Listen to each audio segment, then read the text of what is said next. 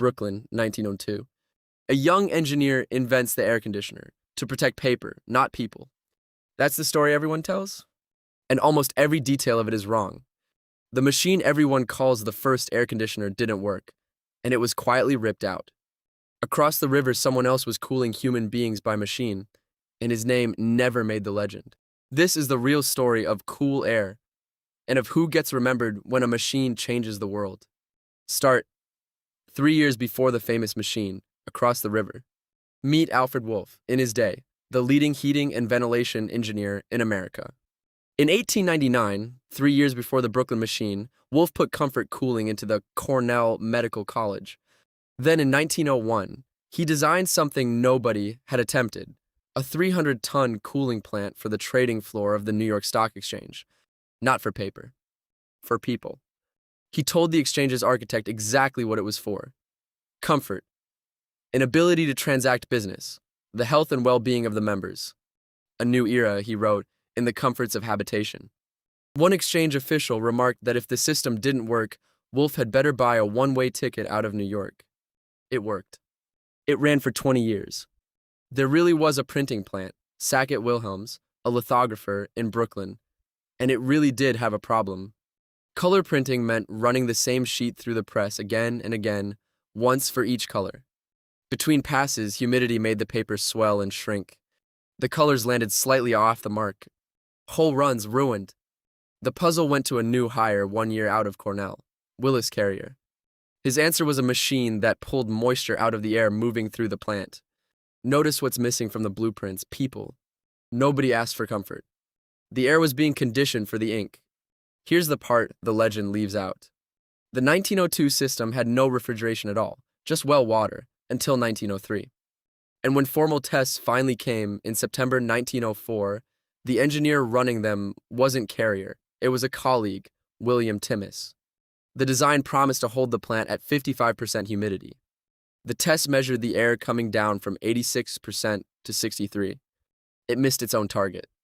The engineer's own professional society, the people who keep Carrier's archive at Cornell, put it plainly, bolted onto the plant's existing heating system, a retrofit rather than a design.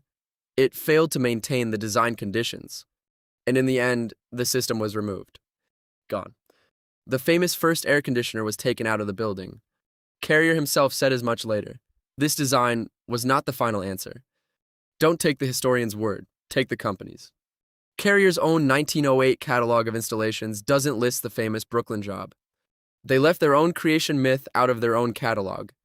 While the famous machine in Brooklyn was being taken out, Wolff's was just getting started, and his name never made the legend.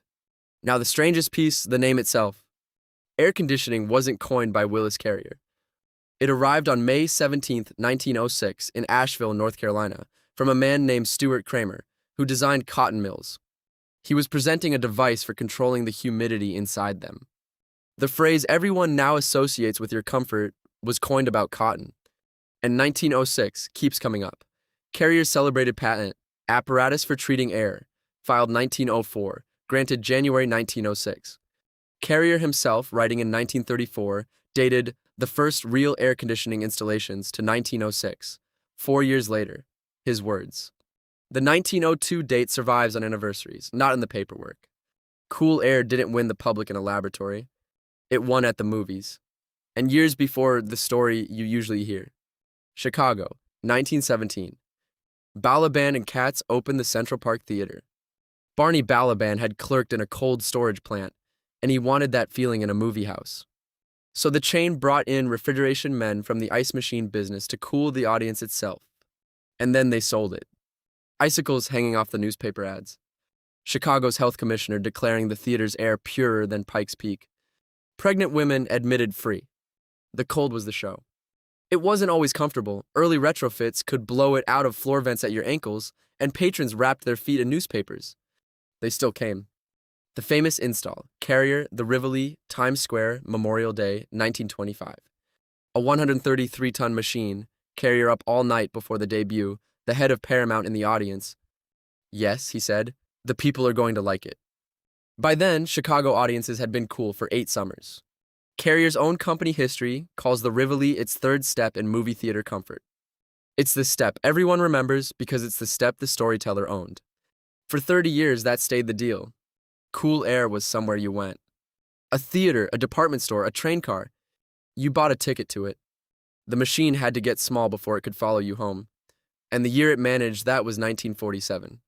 43,000 window units sold. And for the first time, an ordinary family could have cooled air without tearing up the house to get it. After that, it stopped being an event and became a fixture. By the late 60s, most new American homes were built with it already inside. So who wrote the legend? Not historians. Proper mill conditioning means first, air conditioning, for the control of humidity and temperature, and for purification of air in the mill. In 1952, a biography arrived with a title that settled the question before you opened it: Willis Haviland Carrier, father of air conditioning. Its author was Margaret Ingalls, no hack, a serious engineer, the first woman to graduate in engineering from the University of Kentucky, who had built her career inside Carrier's own company. She was writing about a colleague. That's how origin stories usually harden. The people closest to the man tell it first, and they tell it fondly. The engineer's society that keeps his archive has been blunter. The Brooklyn job, they write, has been touted as the first air conditioning system, and they reject the framing. What 1902 really started, in their words, was Carrier's own thought and experimentation. The machine failed. The idea didn't. But that is a very different story from the one in the clips. And here the government's history adds one more line: that all this cheap, cool air went on to fuel the population boom in hot states like Arizona. That last part sounds obvious? Phoenix, Houston, Miami, the whole Sun Belt as Carrier's real monument. Economists went looking for it, and it isn't there. Jeff Biddle hunted for the fingerprint. If cool air pulled people south, then the places where a machine made the biggest difference should have started winning migrants once it arrived. He found little evidence of it.